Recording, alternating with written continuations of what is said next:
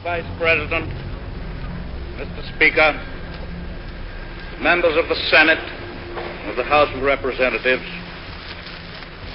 yesterday, December 7th, 1941,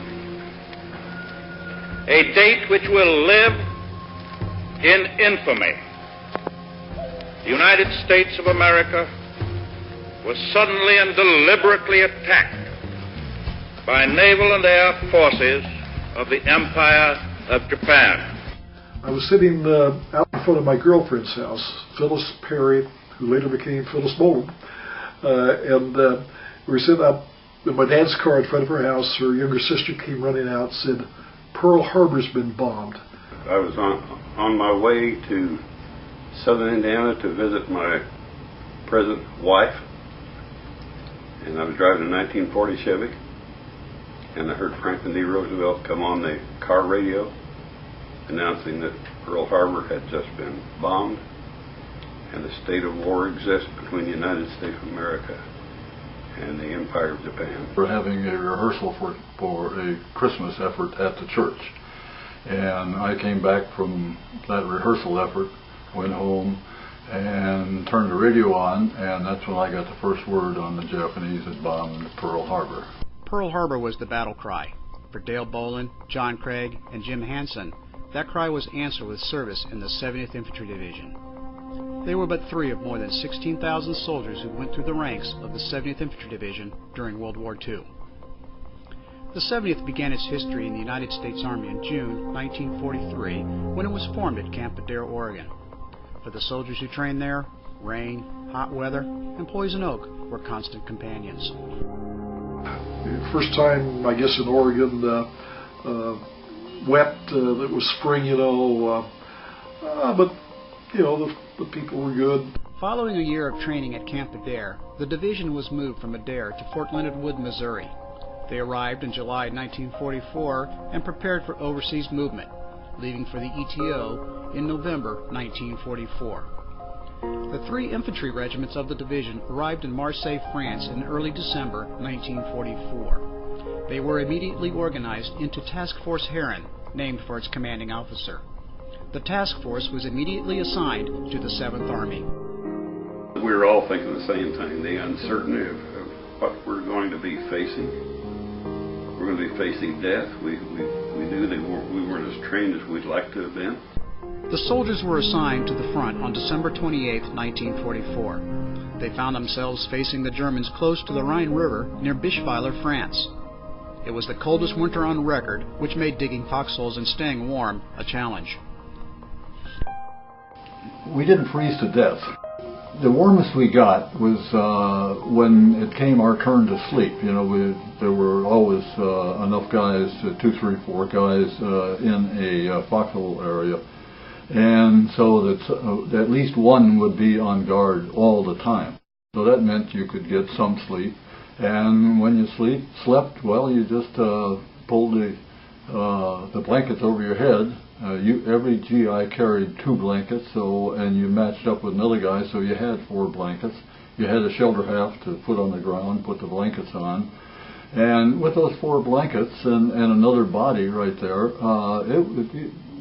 it was comfortable enough to sleep. That was not a problem. In the late hours of December 31st, 1944, German troops launched Operation Nordwind.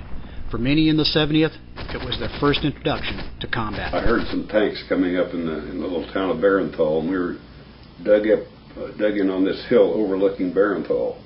We had no anti-tank weapons at all, and I had one squad out on a little island. They said they only had lost one man on that island. He got hit with a 20-millimeter airburst. But anyhow, about 2 hours later, we got the phone call back. Everybody take cover. It's going to be on the way in just a few minutes. And it was just like tons of freight trains going over your head. And boy, everything started going off at the same time. The town lit up and the tiled roofs went all over the place. And when all the dust settled after about who knows how long, we heard one tank crank up, and and that was it. So apparently we warded off a tank attack. Troops of the 70th took on German forces and defeated them at Philipsburg and Vingen-sur-Moder. The victory at Vingen earned an award for the 2nd Battalion of the 274th Infantry Regiment, the Presidential Unit Citation. These and many other battles halted the German advance. By mid-January, the German drive was spent. Task Force Herren troops, along with other U.S. units, made a strategic withdrawal to straighten out the line. 70th troops found themselves in the area to the south of Saarbrücken, Germany. Following this withdrawal, the rest of the division troops arrived on January 18, 1945. With the division now fighting as a whole, the 70th commenced offensive operations on February 6th, with raids near Oeding, France. The drive for Germany began. On February 17th, the division attacked towards the French city of Forbach and the high ground near Spicher in France. The ultimate goal was Saarbrücken, Germany. The city of Forbach was liberated as well as numerous other French villages. Near Stiring-Vendel, 70th troops freed over 1,000 Allied POWs. On March 19, 1945, 70th troops made a night crossing of the Saar River and captured Saarbrücken.